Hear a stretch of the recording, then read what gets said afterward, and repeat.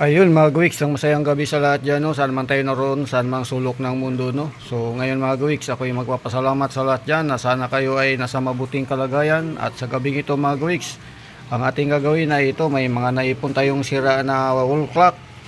So ito mga Gwiks, yung isa ay nasa ibabaw. Ito yung gusto kong ayusin mga Gwiks dahil maganda. Yan, pag naayos natin to ay uwi natin sa bahay mga Gwiks. So marami pa tayong pwedeng ayusin dyan. Naipon nga lang yan dahil sa pag tayo ay may nakitang mga sira na ganyan mga Gwiks ay kinukuha natin, no. Ayan, sa mga junk shop lang yung karamihan yan mga Gwiks. At yung dalawa dyan ay galing din dito na hindi na gumagana kahit lagyan ng bagong battery. Katulad nito mga Gwiks, no. Galing dito to. Yan. Dito lang sa work namin at yun nga, nilagyan daw ng bagong battery, ayaw pa rin, kaya ito ay dinispose na.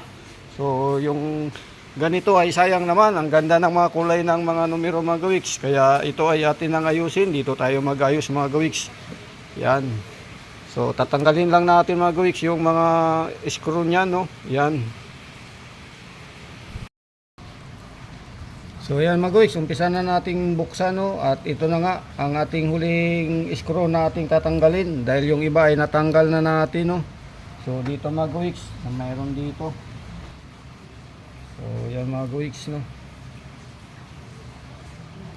So ito yung kanyang cover.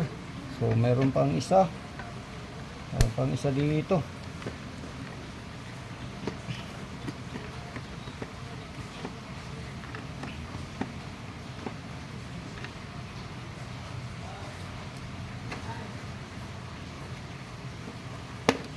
So yan mga Gwiks. So natanggal na natin yung cover nya, no. Ayan. So linisin na lang natin to mga Gwiks pagka naayos na natin. So ito ay alisin natin yung kanyang ito yung kanyang kamay, yung seconds, yung minutes at saka yung oras. So yan mga Gwiks.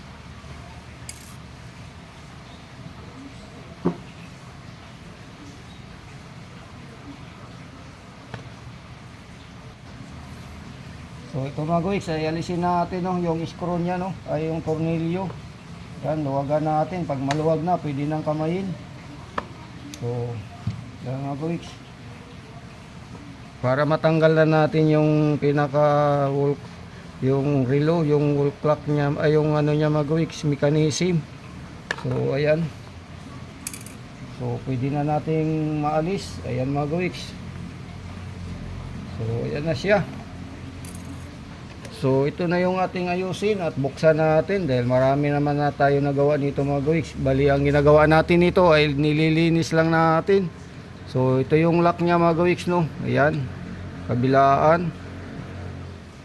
Yun, sa kabila din. So yan, siyempre dahan-dahan lang bukas mga Gwiks para hindi tumalsik yung mga gear. Katulad dito sa kabila, ayan. So nililinis lang natin to lahat. Pagka na linis na, ibabalik lang natin. Pero lagyan muna natin ng battery mga Gwiks. Baka kung gagana ay alright na. So yan mga Gwiks, buksan lang natin to. So yan na, nabukas na natin. So yan mga Gwiks, no. Ayan. So ito ay alisin lang natin isa-isa dahil linisin lang natin. So ito mga Gwiks, yan. So isa-isa lang natin alisin. Linisin lang natin to mga Gwiks. Hipan-hipan lang natin, no. Ito yung pinaka-rotor nya mga Gwiks. Yan, ito yung tumatakbo, no, pinaka-magnet. Ayan. So ito yung mahalaga na malinis natin yung loob mga Gwiks. Hindi ko lang alam kung bakit hindi ito gumana, no. So hipan lang natin. So yan, mukhang madumi mga Gwiks. Mukhang madumi ito sa loob. Ayun. So ayan ang dumi at linisin lang natin, no. Pagkatapos natin malinis ay ibalik natin. Yan. Tapos dito sa connection sa battery mga Gwiks, Ayan, madumi din. So linisin lang natin to. So ito, alisin natin to mga gawiks.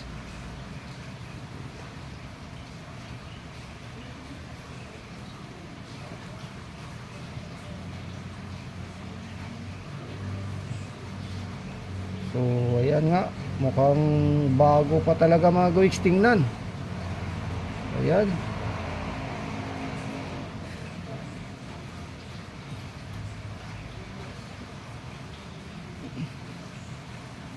So mukhang okay pa to mga gawiks ang kanya mga parts, no. Ayan, wala pang mga kalawang, mukhang okay pa, wala pang, hindi pa binahaya ng mga langgam. Dito lang sa may battery banda mga gawiks, kinalawang, no.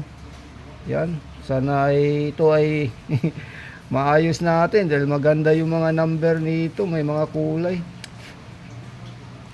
So yan mga gawiks, ibalik natin dahil medyo okay naman.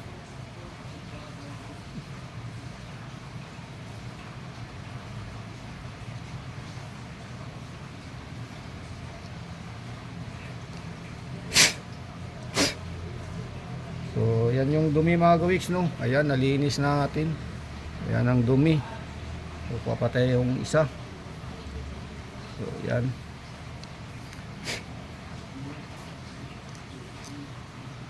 So dito, ito yung magnet mga gawiks na kailangan malinis. Ito yung rotor, ito yung siyang gumagalaw-galaw mga gawiks. Ito siya. Yan, ito yung pinaka magnet.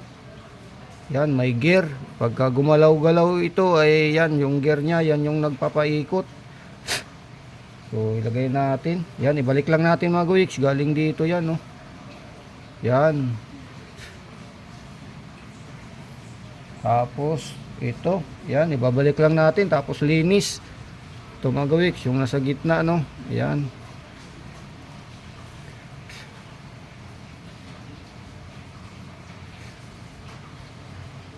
Tapos ito mga gawiks ay balik natin sa butas. Yan. Tapos itong isa, shoot lang natin dito sa may butas na maliit mga gawiks. Yan, may butas na maliit. So wala tayong gamit na pang-iipit, no, yung parang tiyan mga gawiks, para hindi natin hawakan ng kamay o daliri. So ayan na mga gawiks, no, matapos natin malinis yan yung doon sa ano na koneksyon ng battery mga gawiks, ilagay na natin yung battery natin. Tingnan natin mga gawiks kung tatakbo na, no. Yan, nasubukan na nga natin yan. Ayan, tumakbo na mga gawiks.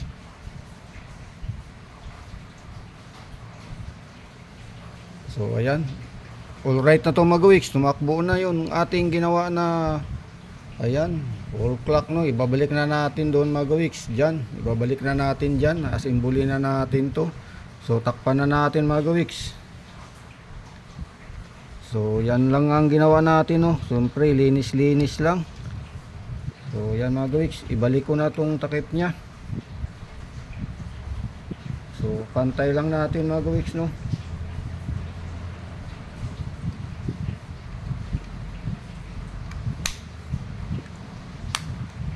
So yan mga gawiks. So ayan na mga gawiks, nasimbol na natin, no, matapos nating malinis sa loob at sinubukan na nga natin lagyan ng battery mga gawiks. Ayan.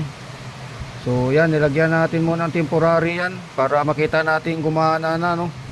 So yan mga gawiks, working na. Ayan, at ibalik na nga natin dito, no. Asimbulin na natin mga gawiks, asimbulin ko na. So ngayon ay alisin ko muna itong mga gawiks. Mamaya na natin to ilagay. Yan.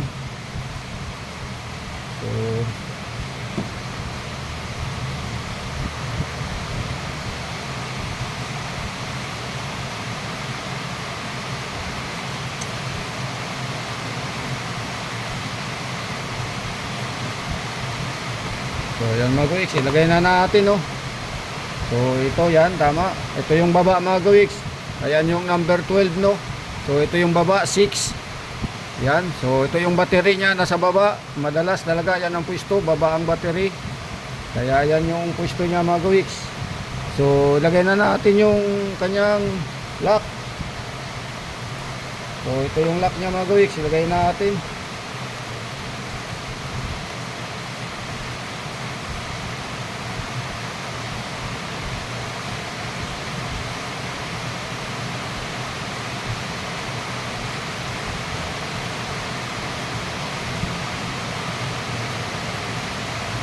So ipitan lang natin sa kamay mga gawiks para pagka sa sunod na tayo ay mag-repair naman nito ay kamay lang din.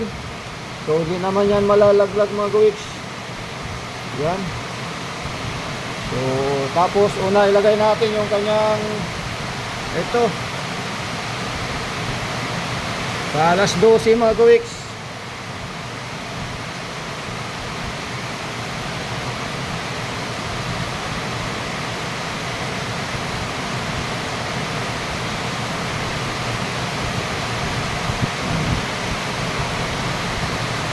Tama pa.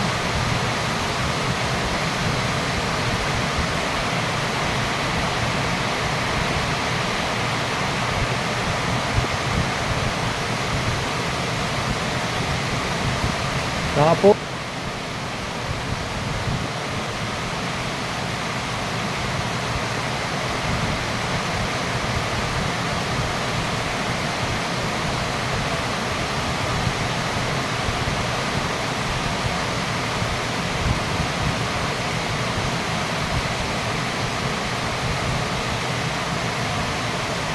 so ngayon ito na mga gawiks para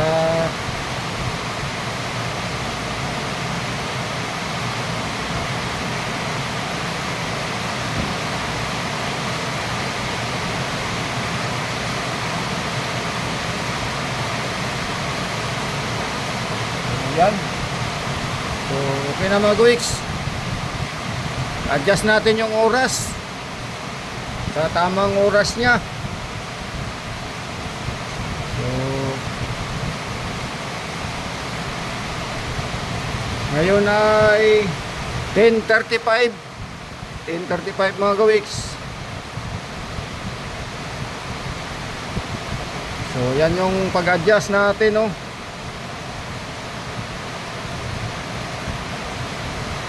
So walang sabit mga gawiks, hindi sumasabit. Pag may sabit, ayusin lang natin.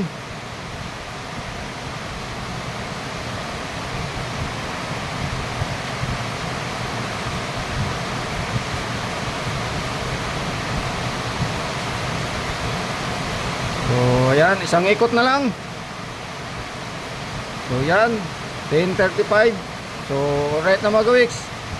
So hanggang dito na lang at tayo itapos na, no. Ilagay ko na yung cover niya mga gawiks. Bye bye, yahoo. Muli masayang buhay sa lahat dyan.